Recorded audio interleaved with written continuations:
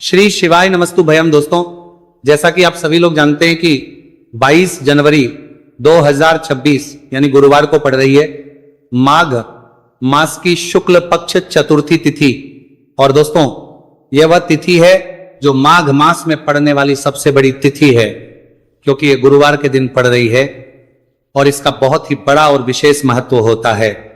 पूज्य गुरु जी ने कहा है कि अगर कभी भी मौका लग जाए और माघ महीने की चतुर्थी तिथि गुरुवार को पड़ जाए तो आप लोगों को 3 तुलसी पत्ते वाला उपाय तो अवश्य ही करना चाहिए। इन दोनों का संयोग बहुत ही कम आता है।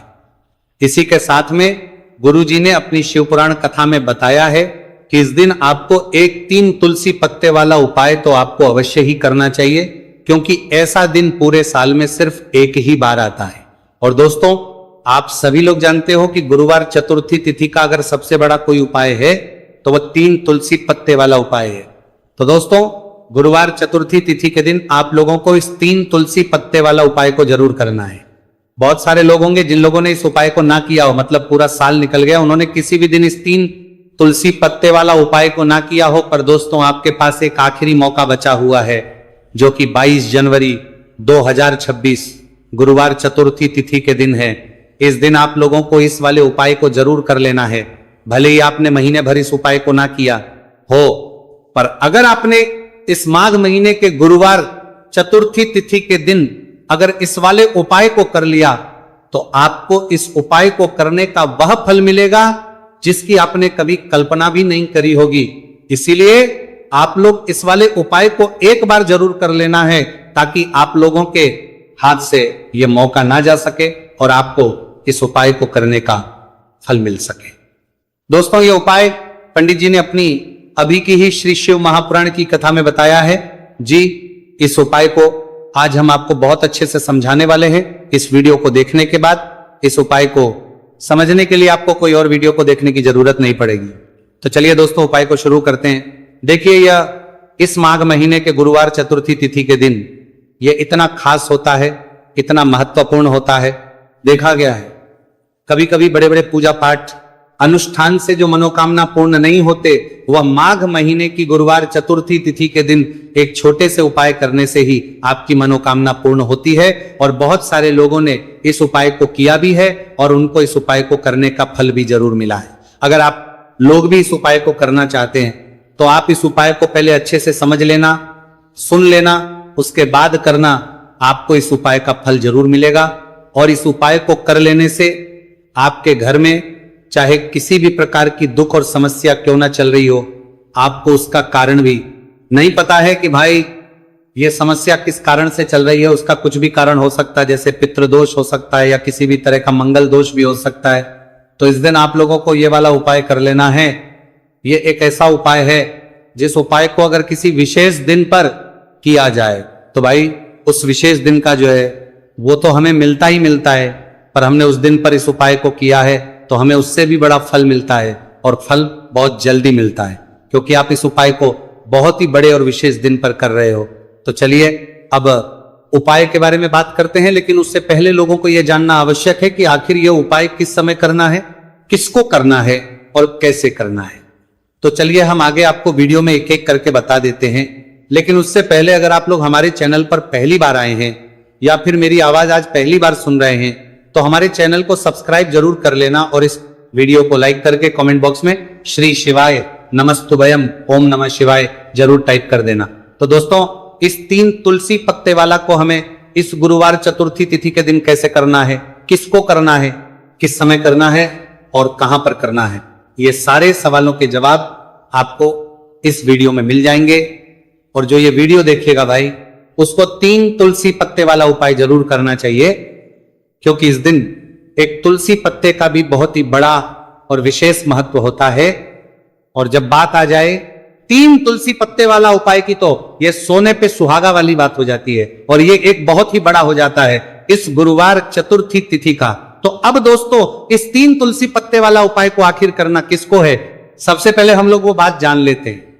तो देखो, घर की जो बड़ी माताएं बहनें होती हैं, उन माताओं बहनों में से कोई भी एक बड़ी माता बहन इस वाले उपाय को कर सकती है। और दोस्तों, अगर आप चाहें तो अपने घर में से सभी सदस्यों को भी इस उपाय को करवा सकते हैं। अगर किसी व्यक्ति की खुद की कोई मनोकामना है, खुद की कोई दुख और परेशानी है कि वो अपने लिए ही करना चाहता है इस वाले उपाय को, तो वो खुद अपने लिए भी कर सकता है। बाकी अगर कोई घर में से ऐसा है जो कि अपने पूरे घर परिवार की सुख और शांति के लिए यह वाला उपाय करना चाहता है, तो भाई वो भी कर सकता है, उसमें भी कोई दिक्कत वाली बात नहीं है। कहने का मतलब यह है कि इस उपाय को हर एक सदस्य भी कर सकता है और पूरे घर परिवार के सदस्य के लिए घर की बड़ी माताओं बहनों में से कोई एक माता बहन भी कर सकती है। माताएं बहन अगर घर में उपस्थित ना हो या वही ये वाला उपाय ना कर पा रही हो, तो फिर घर का कोई बड़ा सदस्य भी इस 3 तुलसी पत्ते वाला उपाय को कर सकता है, चाहे फिर वो पुरुष ही क्यों ना हो, उसमें कोई भी दिक्कत वाली बात नहीं है। उसके बाद में दोस्तों जो अगला प्रश्न निकल कर आता है वह यह आता है इस उपाय को लेकर के, आखिर इस उपाय को हमें किस समय करना है, सुबह के समय करना है कि शाम के समय करना है। तो इस वाले उपाय को आप लोग सुबह के समय भी कर सकते हो और शाम के समय प्रदोष काल में भी कर सकते हो। अब अगर आप पूछो कि भाई सबसे उत्तम समय कौन सा रहेगा इस 3 तुलसी पत्ते वाला उपाय को करने का, तो हम आपसे बस यही कहेंगे कि इस उपाय को आप सुबह के समय करेंगे तो ज्यादा बेहतर होगा। बाकी अगर प्रदोष काल शाम के समय भी करेंगे तो भी अच्छा होगा, उसमें कोई भी दिक्कत वाली बात नहीं है। तो अब दोस्तों जो अगली सबसे बड़ी और पूर्ण बात आती है वो ये आती है कि सुबह अगर हम उपाय को करेंगे तो हमें कितने बजे से लेकर कितने बजे तक के बीच में करना है, और शाम के समय प्रदोष काल में करेंगे तो हमें कितने बजे से लेकर कितने बजे के बीच में करना है। तो देखो सुबह जितनी जल्दी हो सके आप उपाय को करने की कोशिश करना। बाकी अगर किसी कारणवश लेट भी हो जाओ, थोड़ी देर भी हो जाए, तो 10 या 11 बजे तक भी आप उपाय कर लेना, पर 12 बजे से ज्यादा देरी ना हो, ठीक है, बात का ध्यान रखना। उसके बाद में दोस्तों अगर शाम के समय प्रदोष काल की बात करें, प्रदोष काल का जो समय है होता है वो शाम के 6 बजे से शुरू हो जाता है। मतलब शाम के 6 बजे से लेकर 7 बजे के बीच का जो समय होता है ये समय प्रदोष काल का समय होता है। तो आप इस उपाय को 7 या 8 बजे के बीच में भी कर सकते हो। मतलब शाम के 6 बजे से रात 8 बजे के बीच में आप कभी भी इस वाले उपाय को कर सकते हो, उसमें कोई भी दिक्कत वाली बात नहीं है। तो चलिए दोस्तों जान लेते हैं सबसे पहले उपाय के बारे में, जो कि है तुलसी जी के पत्तों का बहुत ही चमत्कारिक उपाय। देखिए हम सभी के घरों में माता तुलसी का पौधा अवश्य ही होता है। तो देखिए हमें तुलसी जी के पौधे से सबसे पहले तो 3 पत्ते तोड़ने हैं। तो देखिए तुलसी जी के आपको 3 पत्ते तोड़ लेने हैं, और इन तुलसी जी के पत्तों को तोड़ने के बाद आपको एक छुटकी हल्दी भी अपने साथ में लेनी है। हल्दी के अंदर आपको जल मिलाकर के पेस्ट के रूप में तैयार करना है, और इसी के साथ में आपको एक दीपक भी लेना होगा। दीपक आपका भी ले सकते हैं, आटे का भी ले सकते हैं, और इस दीपक में आपको शुद्ध घी डाल करके इसमें आपको लंबी रुकी बाती का प्रयोग करना है। देखिए दोस्तों आपके पास है 3 तुलसी जी के पत्ते। तो पहला जो तुलसी जी का पत्ता है उस पर आपको सबसे पहले तो जो आपने हल्दी ली है उसकी एक बिंदी लगानी है। और पहला जो तुलसी जी का पत्ता है आपके घर में भगवान विष्णु का चाहे कोई सा भी स्वरूप हो, चाहे लड्डू को गोपाल जी का स्वरूप हो, या फिर भगवान कृष्णा की आपके मंदिर में प्रतिमा हो, या फिर भगवान श्री राम की प्रतिमाएं, उनके सामने आपको पहला तुलसी जी का पत्ता अर्पित करना है। अब देखिए दोस्तों आपके पास जो 2 तुलसी जी के पत्ते हैं और आपके पास जो एक दीपक है, इन्हें आपको लेकर के पहुंचना है अपने ही घर में तुलसी जी के पौधे के पास में। देखिए सबसे पहले तो आपके पास जो 2 तुलसी जी के पत्ते हैं उन पर भी आपको हल्दी की एक बिंदी लगानी है, और उन दोनों ही जी के पत्तों को आपको अपने घर में तुलसी जी के पौधे के वहां पर ही अर्पित कर देने हैं। और इस प्रकार से ये दोनों पत्ते भी तुलसी जी के पौधे के पास में अर्पित करने के बाद अंत में जो आपके पास एक लंबी बाती का दीपक है, इसे आपको तुलसी जी के पौधे के पास में ही प्रज्वलित कर देना है। जो भी व्यक्ति अपने ही घर पर गुरुवार चतुर्थी तिथि के दिन इस प्रकार से तुलसी जी के 3 पत्तों का यह उपाय कर लेता है तो उसका परिवार हमेशा खुश रहता है, उसके परिवार में कभी भी कोई भी संकट उत्पन्न नहीं होता है, और यदि आपके घर में जो भी ग्रह क्लेश है वह भी समाप्त होते हैं। तो इस प्रकार से आपको यह पहला उपाय करना है। अब दोस्तों हम जान लेते हैं दूसरे उपाय के बारे में। देखिए इस उपाय को करने के लिए भी आपको मात्र 1 लोटा शुद्ध जल लेना है तांबे के पात्र के अंदर, और इसी के साथ में आपको एक प्यारी सी और सुंदर सी बेलपत्र ले ली है। बेलपत्र है वो कहीं से भी खंडित नहीं होनी चाहिए, इस बात का ध्यान रखना है। बेलपत्र यदि आपको प्राप्त नहीं हो पाती है तो आप शिवलिंग पर चढ़ी हुई बेलपत्र को पुनः शुद्ध जल से धो करके उसका उपयोग कर सकते हैं। देखिए इस उपाय को आप सुबह से लेकर के शाम तक किसी भी समय में कर सकते हैं। देखिए, मंदिर पहुंचने के बाद सबसे पहले तो आपके पास जो अपनी हथेली में रखना है और आपको कुंडकेश्वर महादेव से प्रार्थना है कि मेरे शरीर में या फिर मेरे परिवार के सदस्य के शरीर में कोई भी भारी रोग हो चुका है जिसमें उसे आराम नहीं मिल पा रहा है, डॉक्टरों को लगातार दिखा रहे हैं, दवाओं का लगातार सेवन कर रहे हैं, लेकिन बीमारी में आराम नहीं मिल पा रहा है। हे मेरे कुंडकेश्वर महादेव, मुझे अपनी बीमारी में आराम दिलाने की कृपा करें। इस प्रकार से आपको कामना करते हुए ये जो एक बेलपत्र है, इसे आपको माता अशोक सुंदरी वाले स्थान पर अर्पित करनी है। देखिए, माता अशोक सुंदरी वाले स्थान पर जब भी आप ये बेलपत्र अर्पित करेंगे तो इसकी जो चिकनी साइड है वह शिवलिंग से स्पर्श रहेगी और इसको आपको इस प्रकार समर्पित करना है कि जो इसकी डंडी है वह शिवलिंग की तरफ रहेगी और इसका जो पट्टी वाला भाग है वह जलाधारी की ओर रहेगा। इस प्रकार से आपको ये एक बेलपत्री शिवलिंग पर अर्पित करनी है। इसके बाद आपके पास जो एक लोटा जल है उसे आपको सबसे पहले माता अशोक सुंदरी वाले स्थान पर अर्पित करना है। देखिए, आपको शिवलिंग के ऊपर जल अर्पित नहीं करना है और आपको कार पर, बीजेपी की कार पर भी चले है, पूरा ही जल आपको धीरे धीरे जहां आपने बेलपत्र अर्पित की थी उसी के ऊपर आपको अर्पित करना है। जल को अर्पित करते समय लगातार आपको कुंडकेश्वर महादेव का स्मरण करते रहना है। देखिए, जैसे ये जल जलाधारी से होकर के बह करके आएगा तो इसे आपको थोड़ा सा किसी भी खाली पात्र में झेले है और इस जल को आपको महादेव से यानी कि कुंकेश्वर महादेव से औषधि स्वर प्राप्त कर लेना है और इसे आपको अपने घर लेकर के आ जाना है। अब देखिए, इस जल का आपको आचमन करना है, या तो आप बीमार है तो आपको इस जल का आचमन करना है, या फिर घर का कोई भी सदस्य बीमार है तो उसे आपको कुंडकेश्वर महादेव का स्मरण करवाते हुए इस जल का आचमन करवा देना है। पूज्य गुरुजी ने बताया है कि जो भी व्यक्ति इस उपाय को 5 दिन 60 दिन इस प्रकार से कर लेता है तो उसकी जो बड़ी से बड़ी बीमारी है वह समाप्त होती है। देखिए, अब हम जान लेते हैं तीसरे उपाय के बारे में। देखिए, ये जो उपाय है विशेषकर उन लोगों को करना चाहिए जो बहुत ही अधिक बीमार पड़ते हैं, यानी कि आपके घर में जितनी भी कमाई होती है वो सभी बीमारी में खर्च हो जाते हैं, या फिर आपके घर में ऐसा कोई भी व्यक्ति है जो बहुत अधिक गुस्सा करता है, जिससे बहुत ही अधिक क्लेश आता है, तो उसके लिए भी आप ये उपाय कर सकते हैं। तो देखिए, इस उपाय को करने के लिए आपको गिन करके गुड़ के 60 टुकड़े लेने हैं। गुड़ के आपको 60 टुकड़े लेने हैं।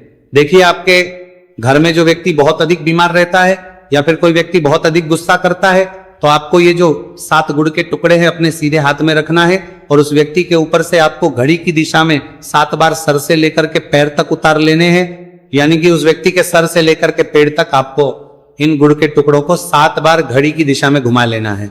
अब देखिए, इन गुड़ के टुकड़ों को बार घुमाने के बाद आपको लेकर के सीधे पहुंचना है भगवान शिव के मंदिर में। आपके घर में यदि शिवलिंग है तो वहां पर भी आप इस उपाय को कर सकते हैं, या फिर मंदिर में भी इस उपाय को कर सकते हैं।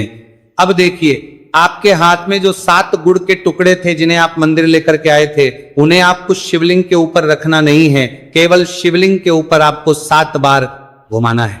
और जब भी आप ये गुड़ के टुकड़े घुमाएंगे तब आप कल्याण शाबर महादेव का बहुत ही सुंदर सा नाम लेना है। गुड़ के टुकड़ों को इस प्रकार से घुमाने के बाद आपको महादेव से प्रार्थना करनी है कि हे मेरे महादेव, कि ये जो मेरे परिवार का व्यक्ति है बहुत अधिक बीमार रहता है, बहुत अधिक गुस्सा करता है, क्रोध करता है, हमेशा चिड़चिड़ा रहता है, आप इसकी इस प्रकार की जो समस्याएं हैं उन्हें दूर करें। और इसके बाद आपको ये जो गुड़ के टुकड़े हैं 7, इन्हें अपने घर लेकर के आ जाना है और एक एक गुड़ का टुकड़ा आपको प्रतिदिन जो व्यक्ति बीमार है या फिर जो बहुत अधिक गुस्सा करता है उसे खिला देना है। उस व्यक्ति का जो भी क्रोध है, गुस्सा है, वह हमेशा के लिए शांत हो जाएगा। इस प्रकार से आपको यह उपाय करना है। अब दोस्तों, हम जान लेते हैं चौथे विशेष अंतिम उपाय के बारे में। देखिए, इस उपाय के लिए भी आपको मात्र 1 लोटा शुद्ध जल लेना है तांबे के पात्र के अंदर। अब देखिए, इसी के साथ में आपको 1 चुटकी हल्दी लेना है, आपको जो है वह पीसी हुई लेनी है और इस हल्दी के अंदर आपको थोड़ा सा जल मिला करके एक पेस्ट के रूप में तैयार कर लेना है। अब देखिए, इसी के साथ में आपको एक दीपक ले लेना है। दीपक आप चाहें तो मिट्टी का भी ले सकते हैं, शुद्ध आटा बनकर उसका भी दीपक तैयार कर सकते हैं। इस दीपक के अंदर आपको लंबी रूखी बाती का प्रयोग करना है और दीपक के अंदर आपको शुद्ध घी का प्रयोग करना है। इस प्रकार से आपको एक दीपक भी तैयार कर लेना है। देखिए, यह उपाय विशेषकर उन लोगों को करना है जिनकी कोई भी ऐसी मनोकामना है जो अभी तक परिपूर्ण नहीं हो पाई है। उन्होंने कई प्रकार के व्रत कर लिए हैं, कई प्रकार के उपाय कर लिए हैं, कई प्रकार के टोटके कर लिए हैं, मनोकामना परिपूर्ण नहीं हो पाई है, तो आपको यह उपाय इस गुरुवार के दिन करना है। देखिए, सबसे पहले तो आपने जो ये जितनी भी सामग्रियां ली हैं, इन सभी को लेकर के आपको पहुंचना है बेलपत्र के वृक्ष नीचे। देखिए, बेलपत्र के वृक्ष के नीचे जो मिट्टी होती है, सबसे पहले तो आपको वहां पर इस एक चुटकी हल्दी से स्वास्तिक का निर्माण करना है। अब देखिए, आपने जो ये हल्दी का स्वास्तिक बनाया है, इसी के ऊपर आपको जो एक दीपक है लंबी बाती का, उसे भी रख देना है। ध्यान रखिए, इस दीपक की जो बाती है उसका मुख आपको उत्तर दिशा की ओर रखना है। इस प्रकार से आपको यह दीपक भी बेलपत्र के वृक्ष के नीचे रख देना है। इस प्रकार से आपको यह दीपक बेलपत्र के वृक्ष के नीचे प्रज्वलित कर देना है। अब देखिए, अंत में जो आप एक लोटा शुद्ध जल लेकर के आए हैं, उसे आपको अपने सीधे हाथ में रखना है और आपको महादेव से, माता पार्वती से प्रार्थना करनी है। देखिए, बेलपत्र के वृक्ष के नीचे किए जाने वाला यह सबसे चमत्कारिक उपाय है।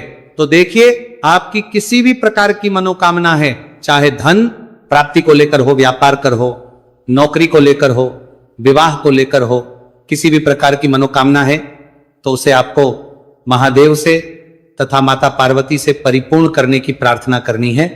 और ये जो जल है, इसे आपको अपने सीधे हाथ में लेना है और बेलपत्र के वृक्ष में आपको अर्पित कर देना है। ये जो जल है, इसे आपको 7 बार में ही बेलपत्र के वृक्ष में अपने सीधे हाथ की हथेली से अर्पित कर देना है।